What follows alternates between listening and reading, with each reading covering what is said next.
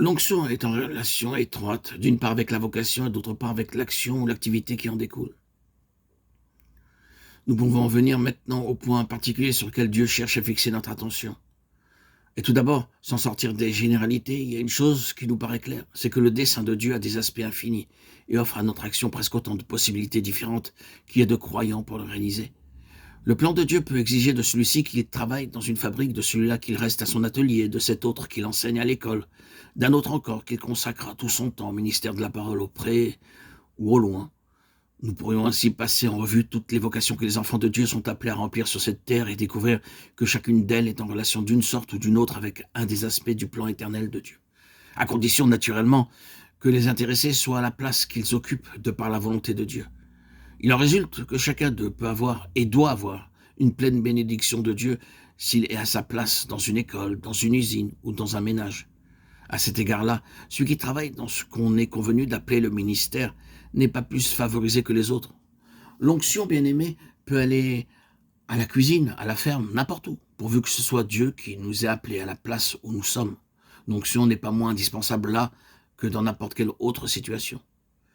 N'est-il pas réconfortant de savoir que quelle que soit la tâche qui nous est dévolue dans la maison de Dieu, il y a une onction qui nous est assurée pour cette tâche-là. La parole de Dieu fait ressortir la chose très clairement. Instituteur, ouvrier, domestique, c'est précisément cette diversité dans l'onction divine qui fait de la maison de Dieu un ensemble complet et coordonne le fonctionnement de ces différents ministères. Il est très important, cela va de soi, que nous soyons à notre place par la volonté de Dieu. Et à cet égard, j'ai le sentiment que nous avons grand besoin, à l'heure actuelle, d'être plus prudents et de ne rien entreprendre sans avoir mûri la chose devant Dieu et avoir acquis la certitude que c'est lui qui nous ouvre le chemin. C'est nécessaire, parce que c'est Dieu qui nous appelle, il y a une onction qui nous est réservée pour ce travail, et l'œuvre de Dieu tout entière est solidaire de l'attitude que nous prenons. Ce qu'il importe de comprendre, c'est que l'onction du Saint-Esprit n'est pas le privilège exclusif de ceux que nous classons parmi les serviteurs de Dieu, pasteurs, évangélistes, missionnaires, théologiens et docteurs. L'onction est pour tous les membres de la maison de Dieu. Car nous avons tous une mission à remplir ici-bas sur la terre, et nous avons tous notre place marquée dans l'œuvre d'ensemble que Dieu a confiée à son peuple. L'onction du Saint-Esprit est non seulement possible, mais elle est nécessaire, et elle est pour chacun. Elle est indispensable à l'accomplissement de notre vocation.